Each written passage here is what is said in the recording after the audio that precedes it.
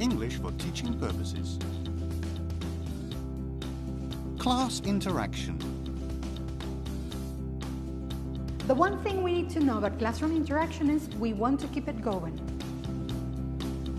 Whether it is among students or between you and your students, we want to see interaction happening in the classroom. The truth is, the participant that speaks the most in most university classes is the teacher.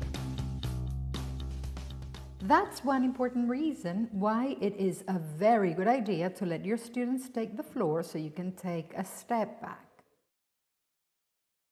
Taking a step back does not mean disconnecting. It means taking a different role. When you take a step back and have students do other things, everyone's role in the classroom changes.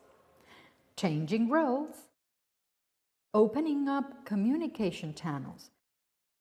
Changing the focus of the class is a great way to enhance learning. But how do you do it?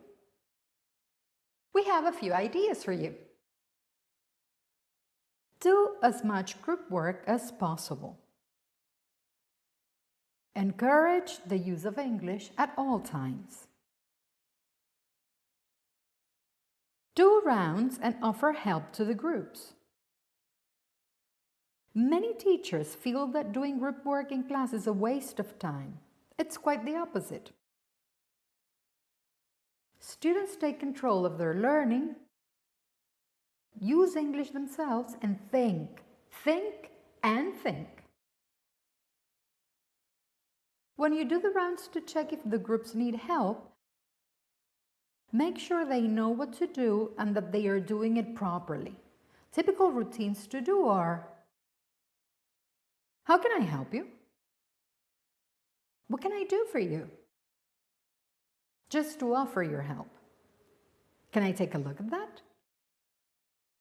Okay, let's check what you've done so far to see if students are on the right track. If you're interested in promoting communication among students, do pair work. When you organize large group activities, some students will shy away from participating. Others will just take the free rider's seat. If you want to avoid that, use pair work. Pair work is a little more demanding on the teacher, but it is an excellent way to get students to focus on issues, to promote respectful debate, and to keep ideas flowing. We will now watch Monica Fresha from the School of Education here at the UAB organize a pair work activity. So I would like you to read this case and in pairs answer the 3 questions. Do we have 2 minutes to do that, or no? We can do that another day. Oh, yes? When you do your rounds to check on students, you can use the same expressions for pair work as you used for large group work. One essential part of doing group and pair work is to share the conclusions or results that each group has come up with.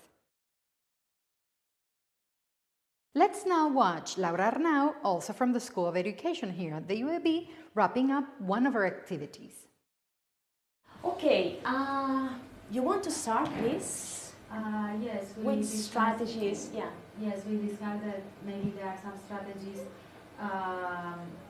before the process, during the process, and at the end of the process. And maybe during the process when the participants are, for example, if we are taking interviews or questionnaires or surveys, send them again the transcript of the interviews in order to check it and to add or delete, or to be sure that there is confidential, the rules, the ethical.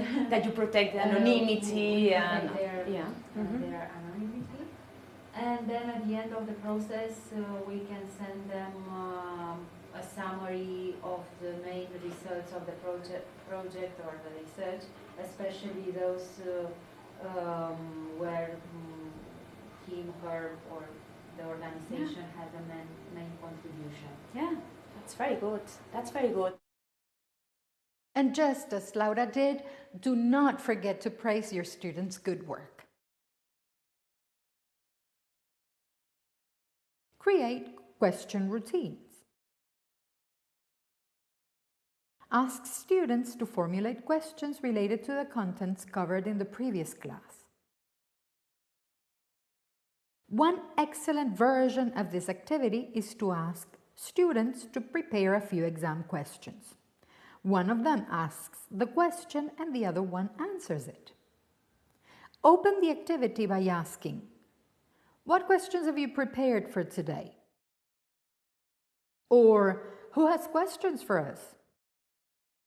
Or, "Who would like to share one of their questions?" Many profs like doing this activity at the end of the class. If you assign readings to your students, ask them to formulate a couple of questions based on the reading. They can sit in pairs at some point during the class and ask each other the questions. You can also organize yes-no question battles. Students will shoot only yes-no questions at you. You will answer only yes or no and ask for volunteers to expand your answers. Have a quick round of questions when you finish presenting a topic. If you time them properly, they can take as little as 5 minutes, and both you and your students will appreciate the change of pace.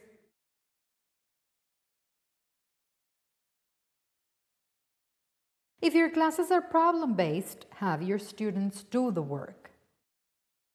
Have students work together on a solution to show the class, or have short individual presentations. And if your classes aren't problem-based, you can still organize task-based activities. Give them clear instructions to complete a quick task, and then have them report their answers to the class.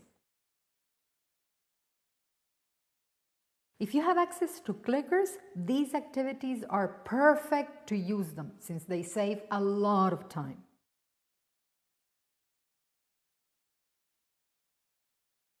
Ask students to prepare class content before they go to class. I remember a famous TV series from the 70s and 80s, The Paper Chase, where law students had to prepare cases they would have to present in class when scary and august Professor Kingsfield pointed at one of them. This works really well, especially if you want to ensure that your students do the talking instead of doing it yourself. One of the best ways to keep classroom interaction going is to ask questions, lots of questions. Avoid void comprehension questions that students can ignore. That is, don't ask them if they understand something or if they are following the class. Ask open, challenging questions. You can add them to your class script, outline, or lesson plan, whatever you use to prepare your classes. If the questions are really challenging, you can give students time to consult each other or to have a short discussion in small groups before they venture an answer. Keep all the channels open for students' questions. Encourage them to think and to voice their questions in class. And questions is actually what our last video is about. See you next time!